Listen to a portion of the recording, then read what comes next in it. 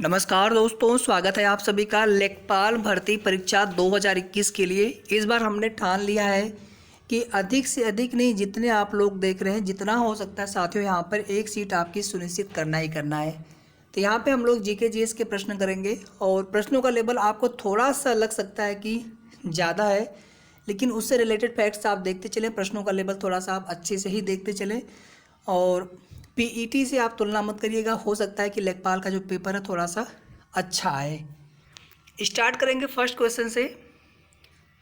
इसमें देखिए क्या है, 18वीं शताब्दी यानी 1700 ईस्वी से लेकर के 1800 ईस्वी के बीच में मुगल शासकों के नाम पर विचार करना है और आपको सही कालक्रम को दिखाना है। 1707 में जब औरंगजेब की मृत्यु हो जाती है तो उसके बाद ये देखिए पूछा गया है पीईटी में, आप सभी लोगों को अच्छे से याद होगा शिफ्ट 1 वाले में।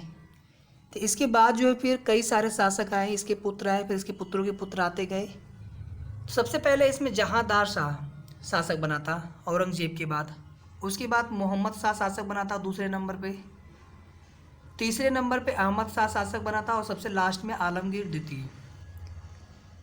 औरंगजेब की एक उपाधि थी आलमगीर, आलमगीर नामा एक इसके ऊपर लिखी गई रचना है, इसे भी आप जानते रहिए। जिंदा पीर भी इसको कहा जाता था। तो यहाँ पर देखिए हमारा चौथा वाला बिल्कुल विकल्प सही हो जाएगा। अगला प्रश्न है, बहुत अच्छा प्रश्न है और अभी भी इस प्रश्न को एज इट इज़ इसी तरह से पूछ लिया जाता है। यहाँ पर 4 प्रश्न आपके तैयार होने वाले हैं। पानीपत का युद्ध कब हुआ था? 1526 में, सभी लोग जानते हैं बहुत अच्छे से। दूसरा पानीपत का युद्ध कब हुआ था? 1556 में। और तीसरा कब हुआ था? 1761 में। इसको भी आप जानते रहिए। ये आपका हुआ था अकबर और हेमू के बीच में। ये आपका हुआ था मराठा और अहमद शाह अब्दाली के बीच में।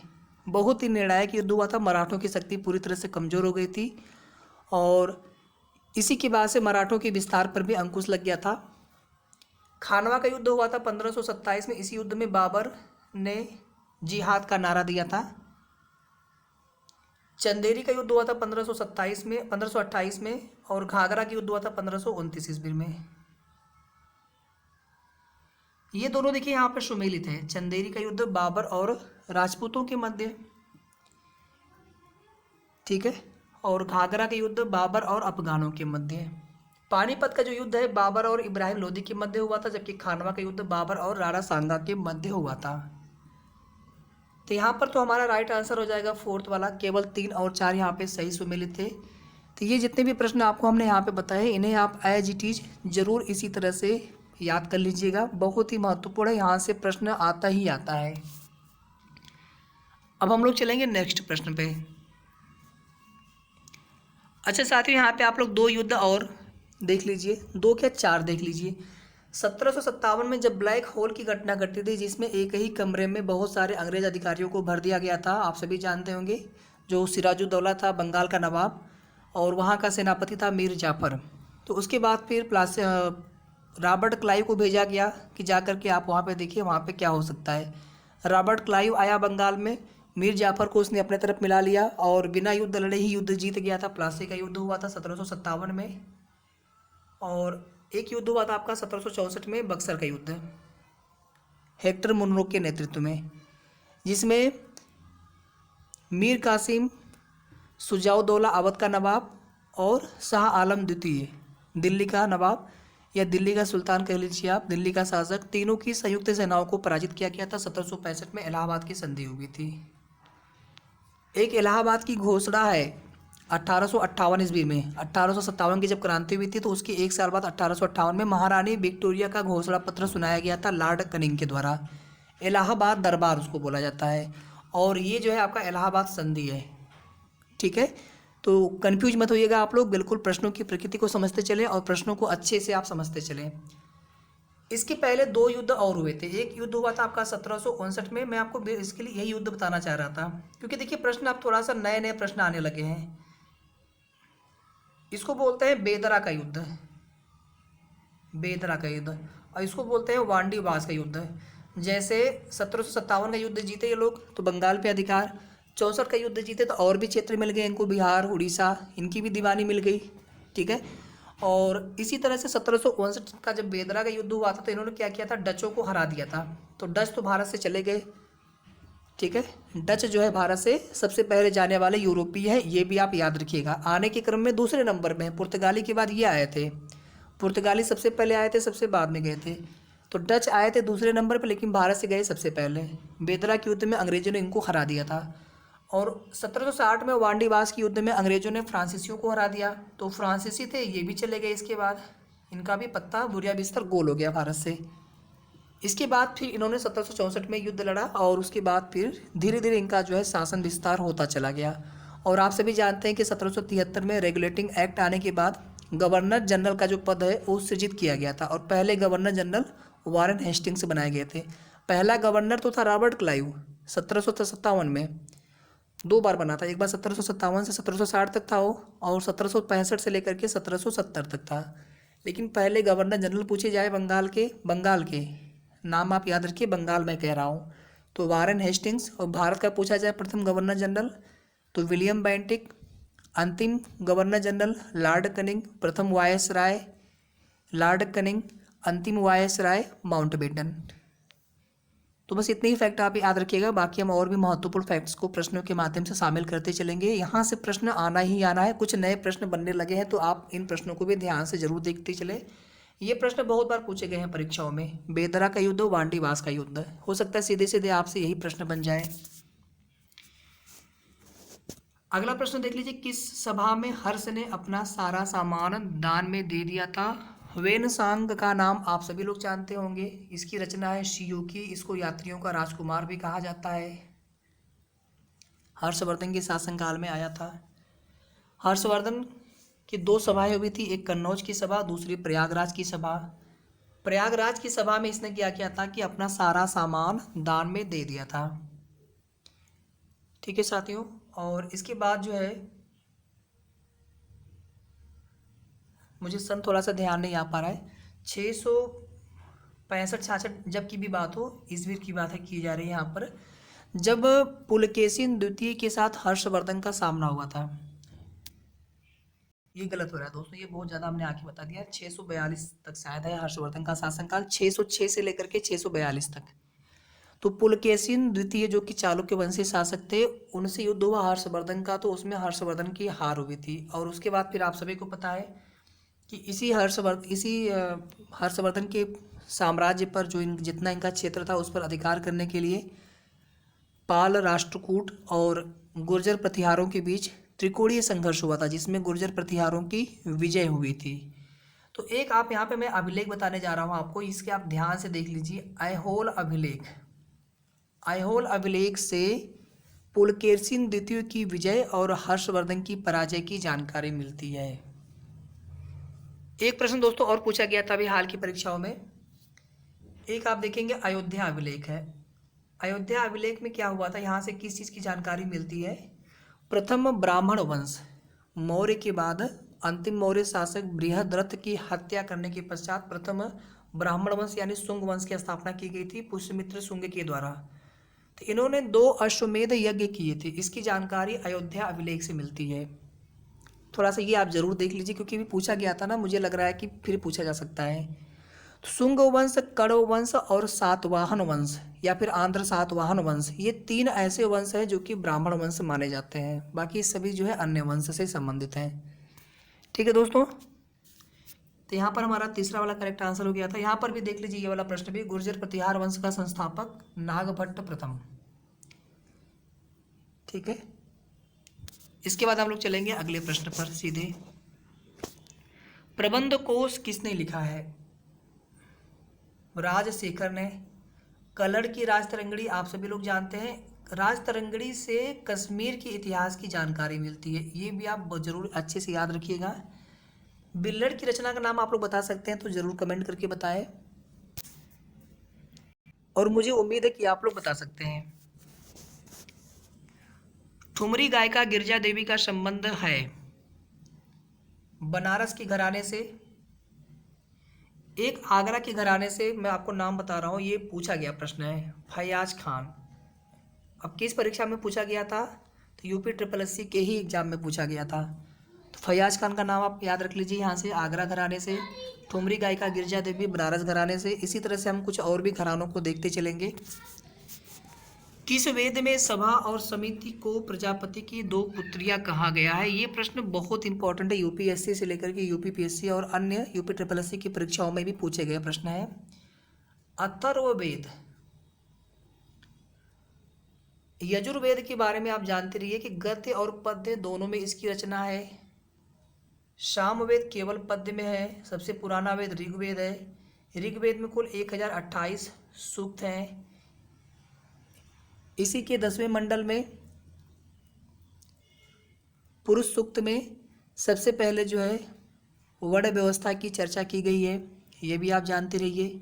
गायत्री मंत्र ऋग्वेद से लिया गया है। अथर्ववेद का एकमात्र ब्राह्मण ग्रंथ है शतपथ ब्राह्मण ग्रंथ, जो कि सबसे बड़ा ब्राह्मण ग्रंथ है, इसे भी आप जानते रहिए। तो यहाँ पर हमारा करेक्ट आंसर हो गया था इस प्रश्न के लिए दूसरा वाला। अगला देख लीजिए, यहाँ पर नवपाषाण काल के किस पुरा स्थल से पशुबाड़ा का साक्ष्य मिला है? पशु के साक्ष्य तो अगर आप देखेंगे तो और भी स्थल है, लेकिन पशुबाड़ा का साक्ष्य यहाँ से पूछा गया है, तो यहाँ पर हमारा करेक्ट आंसर होगा महगढ़ा। अच्छा, कोलडेवा से क्या मिला है साथियों? अच्छा, प्राचीन मानव आवास के साक्ष्य कहाँ से मिले हैं? नर्मदा घाटी, प्राचीन मानव आवास। ठीक है, थोड़ा सा प्रश्न को ना अच्छे से बिल्कुल समझते चलिए। यहाँ पे मैं आवास कह रहा हूँ, मानव के साथ कुत्ते को दफनाने का साक्ष्य कहाँ से मिला है? रोपड़ से, पंजाब में है। गर्तावास यानी मिट्टी के नीचे गड्ढे खोद करके उसमें घर बनाने के साक्ष्य कहाँ से मिले हैं? बुर्ज होम, जम्मू कश्मीर से। हड़प्पा सभ्यता आपकी त्रिभुजाकार इस प्रकार से थी। इसका सबसे जो उत्तरी छोर था दैमाबाद, सबसे पश्चिमी छोर सुतका गेंडोर, सबसे दक्षिणी छोर, नहीं गलत हो गया, सबसे उत्तरी छोर इनका था मांडा, सबसे दक्षिणी छोर इनका है दैमाबाद, सबसे पश्चिमी छोर सुतका गेंडोर और सबसे पूर्वी छोर आलमगीरपुर। तो ये भी थोड़ा सा आप जानते रहिए। अच्छा साथियों, एक हड़प्पा स्थल है धौलावीरा, चूंकि इसको विश्व विरासत स्थल में भी जल्दी में ही शामिल किया गया था, तो इसको आपको लेकर के प्रश्न पूछ सकता है। इसके खोजकर्ता का नाम यह है गुजरात में, तो इससे प्रश्न बन सकते हैं। और अगर आप देखेंगे जो लोथल वाला स्थल है, आप देखेंगे एक समुद्री विरासत स्थल भी गुजरात में बनाया गया था कच्छ की खाड़ी में। तो कुछ प्रश्न जो गुजरात राज्य में हड़प्पा स्थल है, क्योंकि वहाँ पे देखेंगे आप बहुत सारे हड़प्पाई स्थल हैं। और सर्वाधिक हड़प्पा स्थल अगर भारत में पूछा जाए तो सरस्वती नदी के किनारे स्थित है। भारत की बात की जा रही है, सरस्वती नदी के किनारे। और सरस्वती नदी को ही ऋग्वेद में सर्वाधिक महत्व दिया गया है। इन्हें देवी तमा, माते तमा आदि नामों से भी जाना जाता है। गंगा नदी का उल्लेख 3 बार और यमुना नदी का उल्लेख 1 बार हुआ है ऋग्वेद में, ये भी आप जानते रहिए। एक दोस्तों, मैं यहाँ पर बहुत ही महत्वपूर्ण प्रश्न आप सभी के बीच में चर्चा करने जा रहा हूँ कि जो हड़प्पा सभ्यता है या फिर सैंधवकालीन सभ्यता है, उसमें लोहे के बारे में जानकारी नहीं थी। पहली चीज़, गाय के साक्ष्य कहीं से नहीं मिले हैं। ये बहुत इंपॉर्टेंट प्रश्न है, बहुत बार पूछा गया। हड़प्पा सभ्यता की बात मैं कर रहा हूँ, ठीक है, हड़प्पा सभ्यता की बात कर रहा हूँ। फिर जब आप वैदिक काल में आते हैं ना, वैदिक काल में बहुत कुछ देखने को मिलता है, जैसे लोहे के आविष्कार हो गए, ठीक है, लेकिन यहाँ पे लुहारगिरी देखने को नहीं मिलती है। अब आपको बड़ा आश्चर्य होगा, लुहारगिरी के साक्ष्य नहीं मिले हैं वैदिक काल से।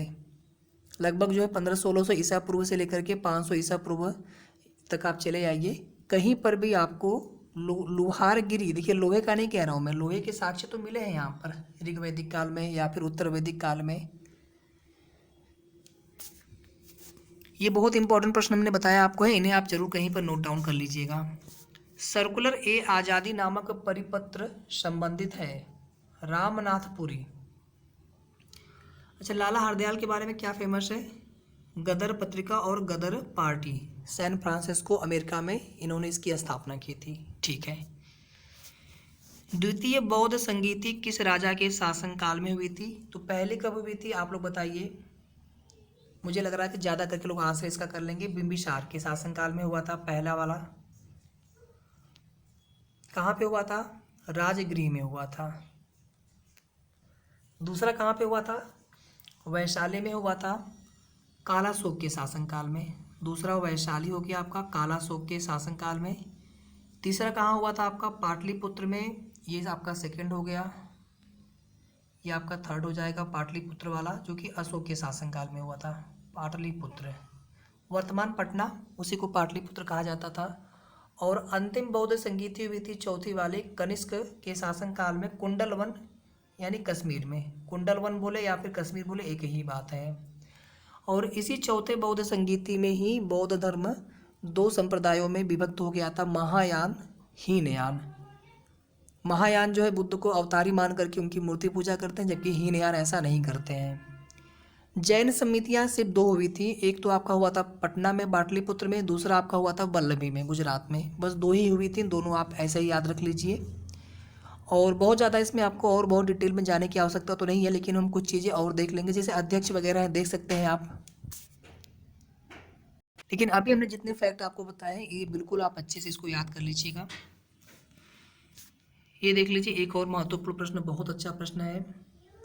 एक इल्बर्ट बिल लाया गया था, किसके शासनकाल में लाया गया था, जिसमें यह था कि जो भारतीय न्यायाधीश है वो अंग्रेजों के या फिर यूरोपियों के भी जो मुकदमे होंगे उनकी सुनवाई करने का उनको अधिकार दिया गया। तो भारत में एकमात्र यहूदी वायसराय अगर आपसे पूछ ले तो लॉर्ड रिपन का नाम याद रखिएगा। जब ये भारत से जाने लगे थे, बताया कहा जाता है ऐसा कि भारतीयों की आंखों में आंसू थे उस समय, यानी लोग नहीं चाहते थे कि ये भारत से जाए, यानी इनका शासनकाल भारतीयों के दृष्टिकोण से अच्छा माना जाता है। तो इल्बर्ट बिल विवाद जो है लॉर्ड रिपन के शासनकाल में आया था, और इन्हीं के शासनकाल में 1881 ईस्वी में भारत में पहले नियमित जनगणना सेंसस करवाया गया था। अच्छा, अभी जो जनगणना होने वाली है 2021 की यहाँ पे चल रही है, ये कौन से क्रम की जनगणना है आप लोग गिन करके बता सकते हैं।